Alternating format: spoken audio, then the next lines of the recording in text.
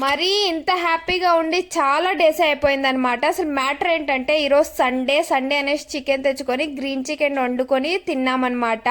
మళ్ళీ ఏంది సండే ఇంత బోరింగ్గా వెళ్తా ఉంది అనేసి ట్రిప్ ప్లాన్ చేసినామన్నమాట. ట్రిప్ అంటే యాడికో తిరిగే కాదు, పిన్ని ఇంటికి వెళ్ళి చాలా డేసే అయిపోయింది అనమాట.